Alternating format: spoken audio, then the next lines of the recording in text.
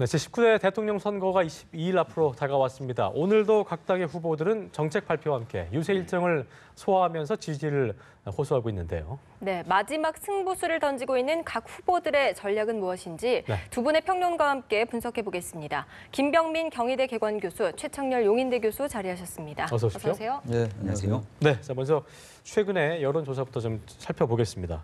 1위인 문재인 후보와 2위인 안철수 후보가 10%포인트 넘는 수치를 일단 보였는데 JTBC 자료에 따르면 사자구도에서도 문 후보가 안 후보를 크게 앞질렀고, 그러니까 일단 이런 조사는 결과적으로 그 안철수 후보 대구 토론회 이후에도 크게 어떤 뭐 영향을 줬다고는 볼 수 없는 것 같기도 하고 어떻게 좀 봐야 될지. 양강 구도가 깨졌다라고 볼 수 있는 부분들 지표는 명확하게 드러나는 것 같습니다. 일단 두 가지 원인으로 분석할 수 있을 것 같은데요. 공식적인 선거운동이 시작되고 나서 문재인 후보를 중심으로 흔들렸던 캠프가 단일화되기 시작합니다. 그러니까 경선 과정에서 파열음을 잃었던 상대 후보 진영, 뭐 안희정 후보라든지 이재명 후보라든지 나머지 사람들에 대한 진영들까지 다 끌어안는 모습을 보였고, 특히나 박영선 의원까지 선대위에 공식적으로 합류하면서 더불어민주당의 문재인 후보를 중심으로 한 캠프는 굉장히 단단하게 굳어지고 외부로부터의 외연 확장까지 이끌어내는 상도 동계 인사들까지 영입하는 모습을 보여줬거든요. 이게 첫 번째 요인인 것 같고요.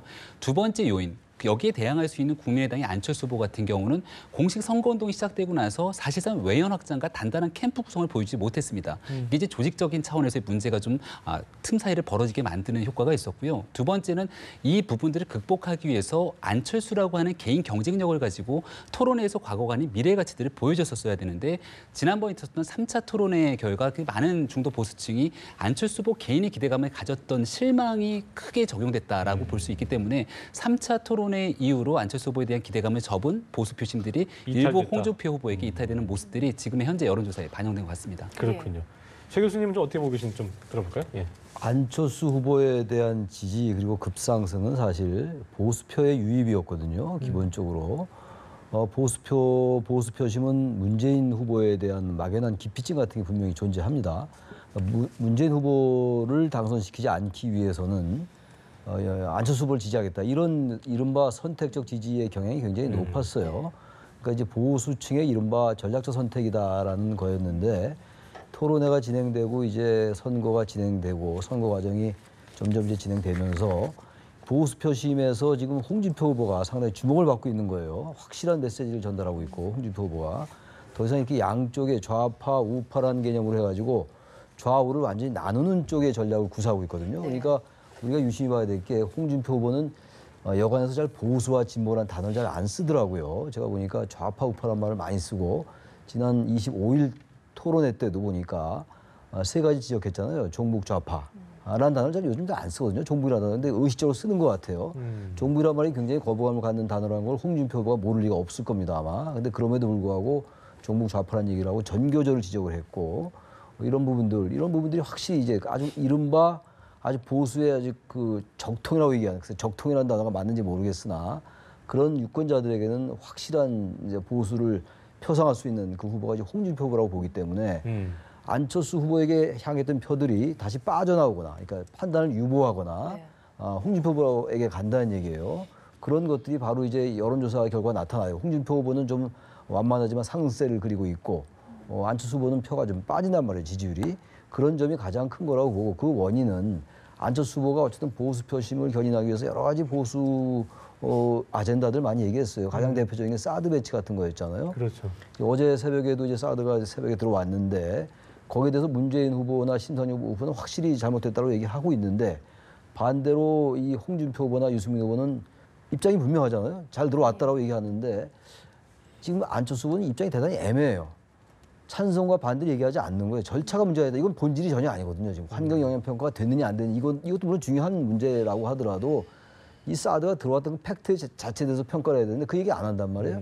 이런 부분들이 중도표도 이탈할 수가 있고 보수 표심도 확실하게 찬성을 안 하니까, 그렇죠. 이런 것들이 이제 안철수 후보의 지지율이 빠지는 요인이라고 보여집니다. 네. 또 오늘 오전에 리얼미터 여론조사도 나왔거든요. 문재인 후보랑 안철수 후보가 둘 다 하락을 하기는 했지만 안철수 후보가 더 많이 하락을 하면서 격차가 20% 넘게 났어요. 양강 구도가 좀 무너지고 있다고 봐야 될까요? 그러니까 앞서 말씀드린 것처럼 안철수 후보의 지지율 하락폭이 가장 큽니다. 여기는 뭐 말씀하셨던 것처럼 중도의 보수 표심이 급격하게 이탈하기 시작했다라는 거고요. 뭐 리얼미터 여론조사 같은 경우는 현재 거의 더블 스코어 같은 차이가 나기 시작하지만 전체적인 다른 여론조사의 수치를 보게 됐을 경우에는 이 정도까지 벌어지진 않았고요. 다만 양강 구도가 무너지긴 했으나 사실 그 상황 속에서 문재인 후보의 표심이 급격하게 상승하지도 못했다라는 게 주목할 만한 포인트입니다. 그러니까 이 토론회를 지켜보는 결과 안철수 후보도 참 못했다라는 평이 있지만 문재인 후보도 1등 주자로서 넉넉하고 여유 있는 모습을 보여주지 못했다라는 평이 또 있거든요. 그런 과정 속에서 문재인 후보는 어찌 보면 딜레마적인 측면이 진보를 바탕으로 하면서 중원까지 확장을 해야 됩니다. 근데 그 과정이 심상정 후보가 존재하기 때문에 지난번 있었던 토론 과정에서 심상정 후보에 대한 그 명쾌한 선명한 진보 노선에 대한 질문들에서 조금 제대로 된 답변들이 이어지지 못했거든요. 그런 측면에서 심상정 후보의 지지율이 상승하기 시작하는 국면이 지금 현재 또 눈여겨볼 여론조사의 대목인 것 같습니다. 그래요. 그러니까 어쨌든 지금 말씀하신 대로 4차 대선 후보 TV 토론 직후에 심 후보를 향한 지지도 그렇고 후원금이 크게 늘어난 것으로 조사가 됐다고 하는데요.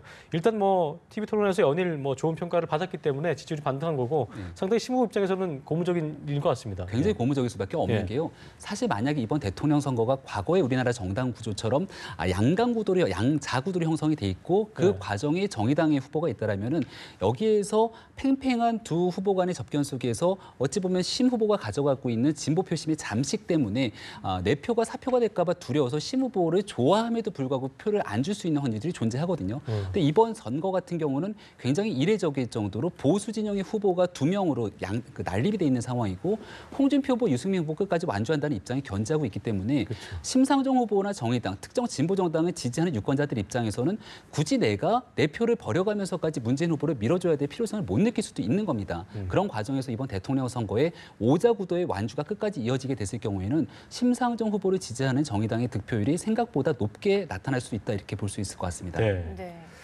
자, 이런 가운데 중도 보수 후보의 단일화 문제가 또 대선 막판에 뜨거운 변수로 떠오르고 있는데요. 그렇습니다. 관련 내용 먼저 화면으로 본 뒤에 이야기 이어가겠습니다. 네, 함께 보시죠.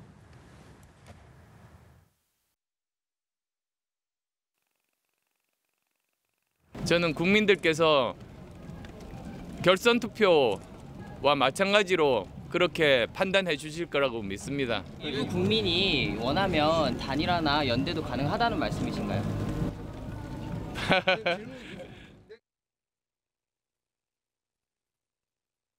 안철수 후보하고 단일화하면 오히려 문재인 후보한테 집니다. 지금 정치라는 게 여러분들이 객관적인 수치해 보면 그럴듯하다. 천만에. 현실에 대비해 보면 달라집니다. 지난번에 4월 12일 날 경기도 선거가 그건 명확히 보여주고 있잖아요.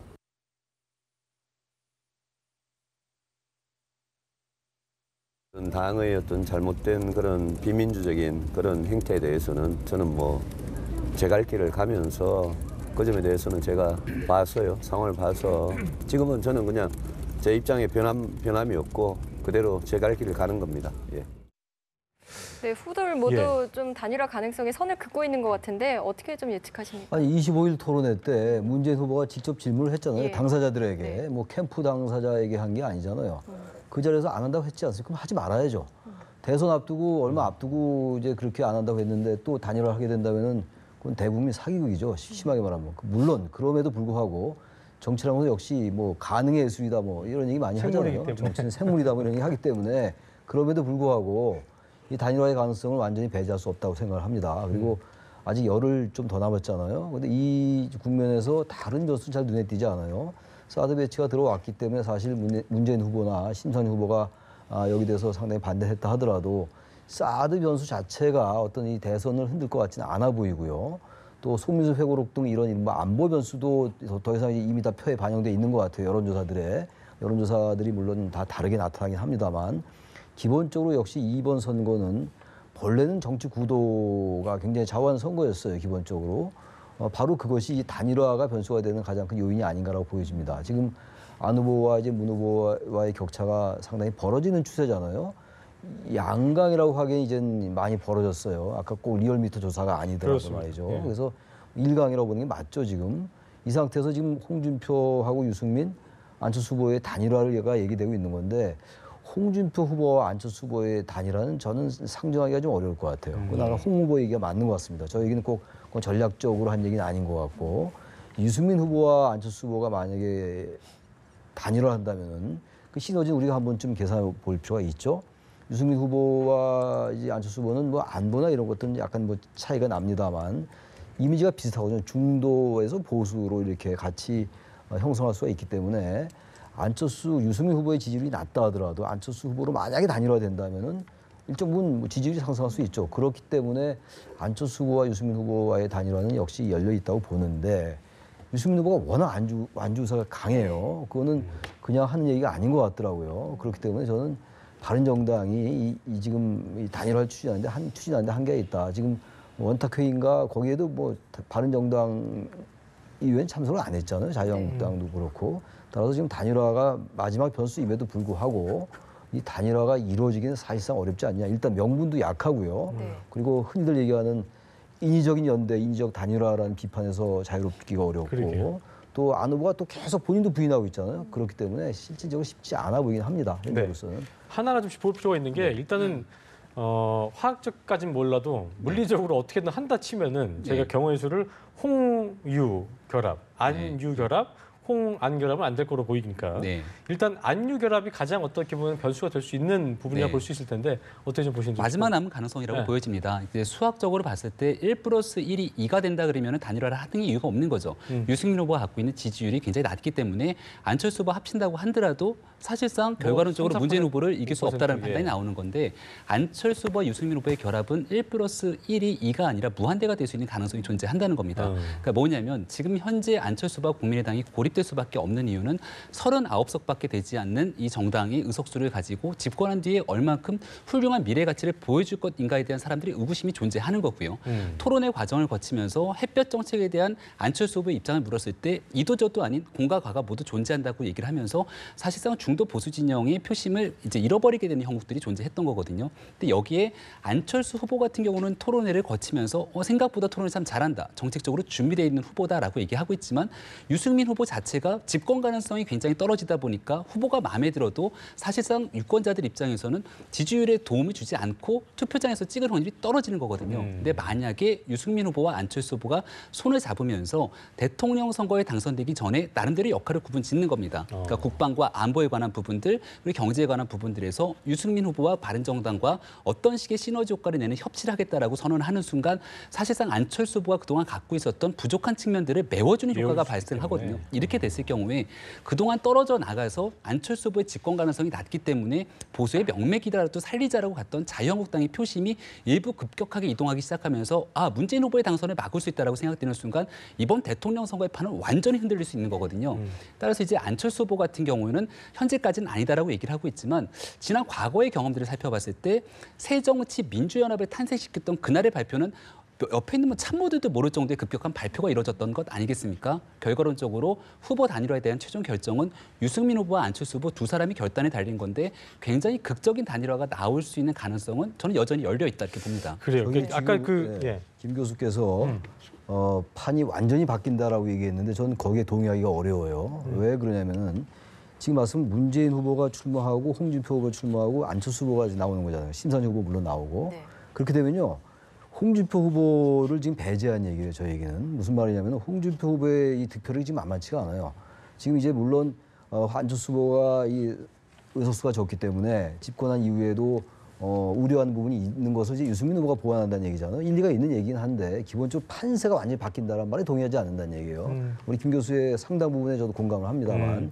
근데 아까 이제 최 교수님 말씀하셨던 것 중에 명분이 참 약하다. 그러니까 기본적으로 화학적 결합이 이루어지려면 명분이 있어야 되는데 아까 말씀하신 대로 뭐 살기 좋은 더 나라를 만들기 위해서 안철수 후보가 부족한 부분을 이런 어떤 역할 분담식으로 이런 게 명분이 될 수 있을까요? 네, 저는 충분히 가능하다라고 보는 게 안철수 후보가 그동안 주장했던 거는 본인이 집권하고 난 뒤에 통합정부를 얘기하고 있는 겁니다. 그러니까 말 그대로 협치와 공동정부에 대한 가능성을 누가 얼마큼 보여주느냐의 문제인 건데 지금 있는 정권, 그러니까 현재 있는 정당 구조 내에서는 어떤 후보가 집권하든지 간에 여소야대 국면에서 향후 안정적인 국정 운영을 이끌어가기가 어려운 상황이에요.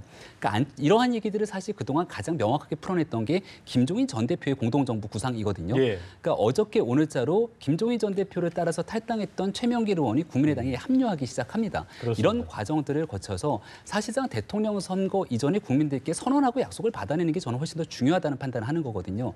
이와 같은 안정적인 의석수를 확보한 뒤에 협치의 가능성과 연정의 가능성들을 보여주게 되는 거죠. 그러니까 말 그대로 바른정당과 국민의당이 합당을 통해서 화학적인 결합을 하는 건 아닐 겁니다. 각 당의 정체성을 지켜나가면서 일정 부분 협치와 연정에 대한 문제로 대한민국의 미래를 끌고 나가겠다라고 하는 명분을 가지게 된다라면은 여기에 대한 단일화에 대해서 저는 명분을 가진다 보여지고요. 지난번 토론회에서 문재인 후보가 강력하게 비판했던 건 세 분 단일화 의향이 있으십니까라고 하면서 물어봤던 게 이겁니다. 혹시나 적폐연대가 이루어지나라고 생각하기 때문에 물어봤다라는 건데 두 당의 단일화를 통해서 만약 이거를 적폐연대라는 프레임으로 규정질 수 있는가라고 한다면 사실 이 두 당에 대한 단일화를 가지고 적폐연대로 규정짓기는 어려움이 있을 거거든요. 따라서 비판에 대한 소지적인 측면에서도 3자 간의 단일화보다는 굉장히 좀 비판받을 소지가 떨어질 수 있다라고 보여지는 거죠. 예, 네. 알겠습니다.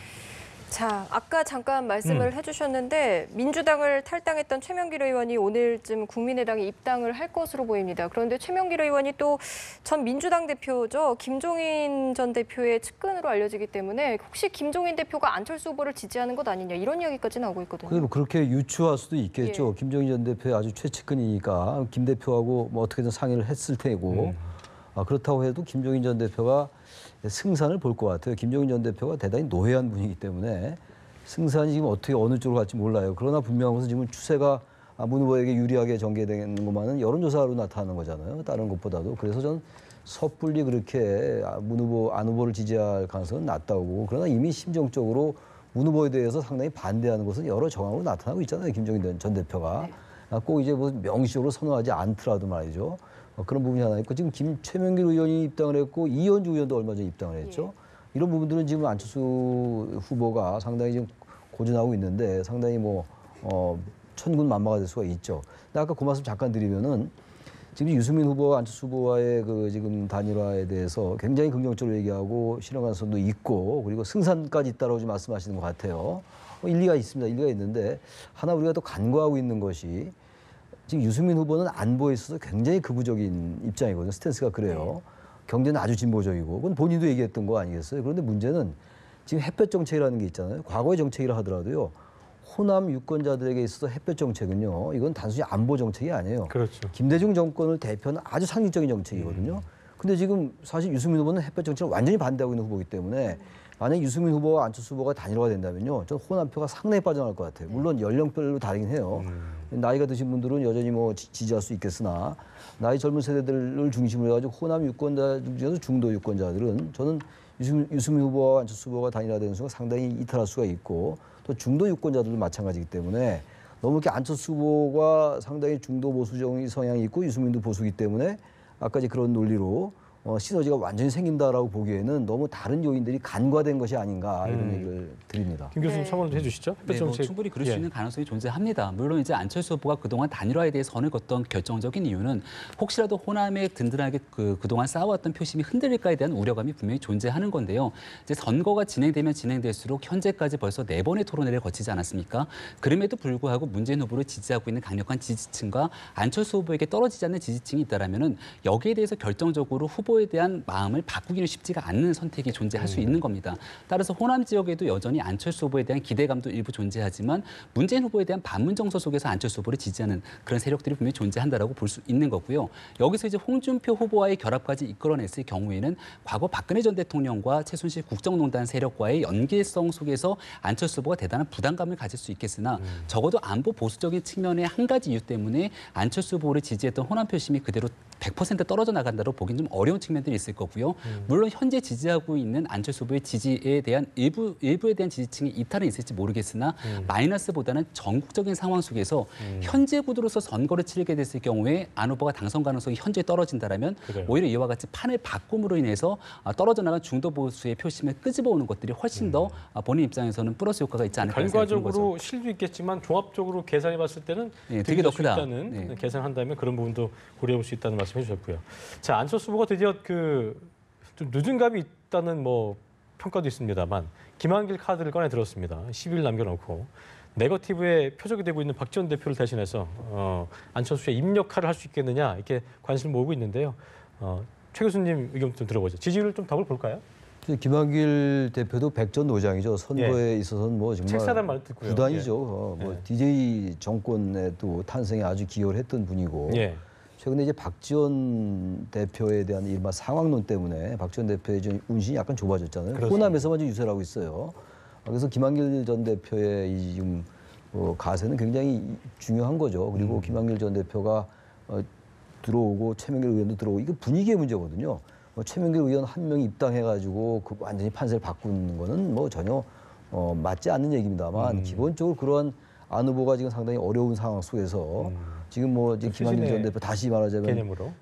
교체되는 투수 같은 느낌이 들잖아요. 그래서 상당히 분위기 좋은 건데 문제는 그거라고 생각해요. 저는 계속 이 선거가 시작됐을 때 요즘은 좀 덜한데 반문연대 얘기가 계속 나왔잖아요. 이 단일화는 사실은 반문연대의 성격을 가지고 있는 거거든요. 그런데 과연 특정 후보에 반대한다는 명분으로 물론 다른 논리도 많이 있겠으나 과연 이 단일화가 얼마나 시너지를 낼까가 하나 이제 의구심이 든다는 것이고요. 또 하나 더 중요한 건요.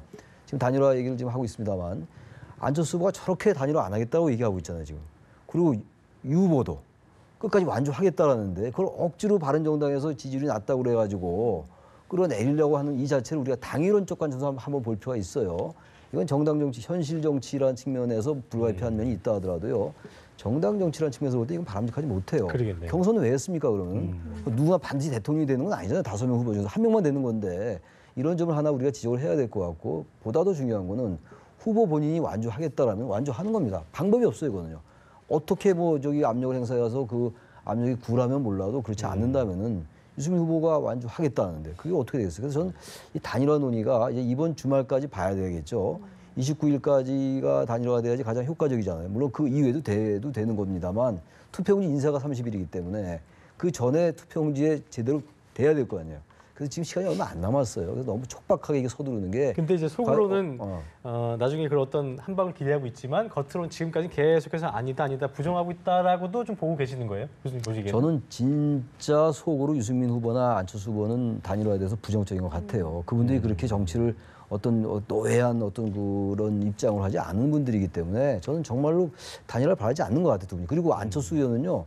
단일화를 하면 오히려 표가 떨어진다는 판단도 하는 게 아닌가라는 생각도 들어요. 그건 알 수가 없어요. 여러 가지 논리 전개에 따라서 우리 김 교수 얘기처럼 엄청난 시너지를 가져올 수도 있고 또 제 얘기처럼 오히려 좀 그렇지 않을 수도 있어요. 그건 아무도 알 수가 없는 겁니다. 근데 제가 볼 때는 안철수 후보의 여러 가지 발언이라든지 그렇죠. 얼굴에 나타난 표정 이런 걸 볼 때는 정말 단일화나 연대가 과연 자신에게 도움이 될까에 대해서 약간 부정적인 생각을 가지고 있는 게 아니라는 생각도 좀 듭니다. 김 교수님, 아까 뭐 최 교수님께서 좋은 말씀 해주셨는데 그 특정 후보를 반대하는 게 명분이 된다면 어떻게 보면 좀 이렇게 적합하겠는가라는 부분에 대한 고민도 있어야 될 것 같긴 해요. 거의 100% 공감하고요. 안철수 후보가 지난 3차 토론회, 그러니까 화요일 토론회가 아니라 일요일 저녁에 있었던 토론회 과정에서 토론 평가를 굉장히 낮게 받았는데요. 그 이유 중에 하나가 문재인 후보에 대해서 오로지, 그러니까 문재인 후보가 그런 얘기했거든요. 저 문재인 보고 정치하지 마시고 국민 보고 토론하세요라는 얘기를 했는데 이게 이제 안철수 후보가 가졌던 가장 패착 중에 하나일 겁니다. 본인이 갖고 있는 미래지향적인 이미지를 가지고 정책적으로 국가의 구도나 청사진을 가지고 이야기를 했었어야 되는데 말 그대로 문재인 후보에 대항하기 위한 대항마로서의 양강 구도를 형성하다 보니까 거기에 대해서 적합한 메시지를 못 보여줬던 게 사실이거든요. 따라서 3자 구도의 단일화라고 하는 판단은 문재인 후보에 대항하기 위한 반문연대의 성격이 짙겠으나 사실 어찌 보면은 바른정당과 국민의당 같은 경우는 특히 경제정책적인 측면 속에서는 공통적인 정책 지향점들이 많은 겁니다. 그게 이제 4차 토론회 과정에서 유승민 후보와 안철수 후보가 대답하고 질의를 주고받는 과정 속에 서로 웃으면서 이 부분은 뭐 곧 같은 생각이네요라고 얘기했던 지점들이 발생을 하는 거거든요. 다만 이제 굳건한 안보적인 정책에 있어서 일부의 이견들이 있겠으나 최근 들어서 안철수 후보를 중심으로 사드 배치에 대한 당론들이 변경되기 시작하는 과정들 이런 것들이 조금 더 강력하게 힘을 바른정당에 실어서 연정의 가치를 가져갈 수 있다는 판단이 드는 건데 결과론적으로 이 모든 생각들이 다른 정당들이 5개 정당이 존재합니다마는 생각이 다른 거를 인지하면서 그들과 같은 공통적인 교집합을 찾아가는 게 협치와 연정의 과정이라고 보거든요. 이게 누가 되든지 간에 다음번 집권하는 정부는 반드시 필요하다는 것 아니겠습니까? 이런 실험적인 요소들이 과연 얼마나 진전될 수 있을지에 대해서도 저는 가능성을 좀 열어봤으면 좋겠다라는 뭐 희망 섞인 관전 전망을 하기도 합니다. 알겠습니다. 네. 자, 홍준표 후보 이야기를 예. 좀 해보자면요. 오늘 대구 경북을 찾고 충남권에서 유세를 펼친다고 합니다. 아무래도 홍준표 후보가 뭐 명확한 메시지를 던졌기 때문인지 뭐 지금 지지율도 13%를 보이고 있어요. 그리고 또 홍준표 후보가 박근혜 전 대통령의 득표율을 80%만 복원하면 승리한다 이런 메시지까지 내걸고 있거든요. 앞으로 좀 보수 표심 결집 가능할까요? 더? 저는 더 가능하리라고 봐요. 지난 그 재보궐선거 4월 12일 날 그 자유한국당이 이기리라고 예상 못했잖아요. 하기야 뭐 지난 총선 때도 여론조사 다 틀렸고 그런 제 논리라면 지금 여론조사 다 틀릴 수 있어요. 예. 근데 아무튼간에 홍준표 후보는 처음에는 아주 미미하게 출발을 했지 않습니까? 네. 자유한국당이 여전히 탄핵에 대해서 애매한 태도를 취하고 탄핵되고 박 전 대통령이 구속된 다음에도 말이죠. 그러다 보니까 자유한국당은 사실상 거의 소멸되는 정당이 아닌가라는 인식도 좀 있었어요, 사실. 바른정당이 이제 그래서 탈당을 해서 분당에서 나왔기 때문에 뭔가 바른정당을 중심으로 보수표가 결집하리라고 봤는데 그렇지 않았단 말이죠. 다시 말하면 우리 사회에서의 이 보수 표심은 대단히 강고하다는 거예요, 여전히. 박근혜 전 대통령의 구속이나 탄핵에 대해서는 설령 동의한다 하더라도 기본적으로 보수라는 표심들은 홍준표 후보가 계속 던지는 메시지에 상당 부분 공감하는 거거든요. 그런 부분들이 일정 부분 재보궐선거의 압수로 나타난 것이고 그리고 지금 홍준표 후보가 여론조사에서도 지지율이 오르고 있잖아요. 네. 이런 이 사실관계를 우리가 무시할 수 없다는 겁니다. 그리고 굉장히 분명해요, 홍준표 후보의 그 생각은. 물론 이제 이념적인 지향에 따라서 유권자들마다 다 생각이 다르겠습니다만 굉장히 분명한 메시지를 일관되게 보이고 있단 말이에요. 사드 문제도 그렇고 안보 문제도 그렇고 또 일자리 창출 문제도 그렇고 말이죠. 경제도 그렇고 복지도 그렇고 어쨌든 모든 분야에 있어가지고 확실한 진보적인 아젠다에 반대하는 완전히 갈라지는 그 보수의 그 아젠다나 이슈나 현안을 보여주고 있기 때문에 좀 보수 표심이 상당히 결집할 가능성이 있다고 봐요.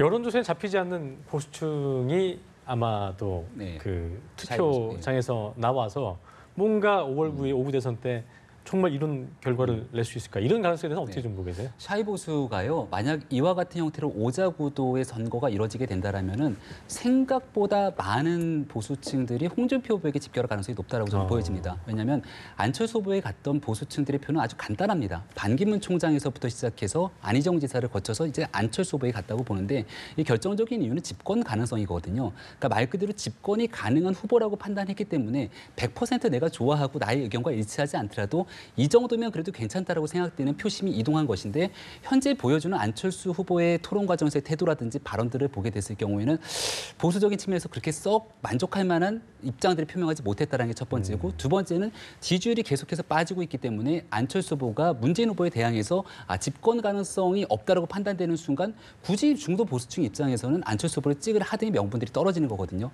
그렇게 됐을 경우에는 보수적인 정당의 명맥을 살려서 문재인 대통령 집권 이후에 제1야당으로서의 강경한 모습들을 찾아가기 위해서 홍준표에게 표가 급격하게 쏠릴 현상들이 나타난다는 거고요. 그렇기 때문에 뭐 최근 들어서 여러 가지 얘기가 나옵니다만은 2등이 누가 될지도 모른다라는 판단까지 나오기 시작되는 전망이 그렇다라는 거고요. 이런 지점 속에서 지금 바른정당의 유승민 후보의 고민이 굉장히 깊어질 수밖에 없는 거기 때문에 이러한 것들이 과연 앞으로 남은 선거 과정 속에서 과연 이 오자구도의 선거를 그대로 끝까지 이어갈 것인가 이런 부분들의 판단에 영향을 좀 미치지 않을까 생각이 됩니다. 자, 대선 후보 나이를 갖고 유권자들의 관심이 갑자기 쏠리고 있습니다. 4차 TV 토론에서 보셨죠? 그 장면? 봤습니다. 그 버릇없다 얘기하시고 뭐 이보세요 했더니 버릇없다는 얘기를 하시면서 결과적으로 이게 뭐 나이가 좀 뭐 어린 게 또 나이 때문에 이제 논란이 벌어지게 된 건데 후폭풍까지 일고 있어요. 그 선대위 측 입장까지 나오고 했는데 이 부분 어떻게 좀 보세요? 어제 그 나이 얘기가 회자가 많이 됐어요. 문재인 후보가 53년 1월생이에요. 홍준표 후보가 54년 12월생이에요. 거의 2년 차이가 나는 거예요. 그렇네요. 같은 53, 54년생입니다만 1월생 빠른 53과 54의 차이여서. 늦은 54라서 2년 차이가 나는데 홍준표 후보의 주장에 의하면 지금 저기 화면에 나오고 있습니다만 문 후보하고 동갑이라는 얘기거든요. 호적상으로 한 살 어리게 됐다라는 거예요. 53년생이시라는 얘기. 53년생이라는 얘기인데 늦게 이제 어떻게 했다. 우리나라에서 나이 얘기 많이 하잖아요. 그때 대개 얘기가 호적에 이런 얘기 많이들 해요. 뭐 그럴 수 있죠. 저 얘기는 어쨌든 그 이보세요 얘기하니까 거기에 대해 이제 반박하면서 이제 버릇없는 이렇게 돼서 문 후보가 굉장히 감점을 당할 뻔했는데 홍 후보가 그걸 사실은 덮어준 거예요. 버릇없다는 말은 사실 더 듣기에 따라서 불쾌한 얘기일 수 있거든요. 따라서 그 이제 승부는 이제 똔똔대고 이제 속된 말로 말해서 거의 같아졌어요. 동료해졌다라고 보여지고 아무튼 토론회에서 좀 토론을 하다 보면 격해질 수가 있어요, 감정도. 그러나 이게 대선 후보들이니까 격해지는 감정이라 하더라도 이 언어 같은 거 사실 어떤 면에서 볼 때 언어 한마디가 굉장히 그 표심에도 영향을 줄 수가 있거든요. 그러니까 토론이 전체적으로 지지 후보의 순위를 바꿀 정도까지 아니라 하더라도요. 어떤 그 중도라고 부동층이라고 얘기해요. 그렇죠. 부동층의 표심에는요. 일정 부분 영향이 있어요. 절대 무시할 수 없습니다. 그러니까 토론. 찍을까 말까 했는데 저런 언행 때문에 안 되겠다라는 마음 같지도 않겠습니까? 그러니까 예를 들어 지난번 총선 때가 그 김영민 막말 논란이 있었잖아요. 예. 노원 그 병이었나요? 예. 그 지역에서.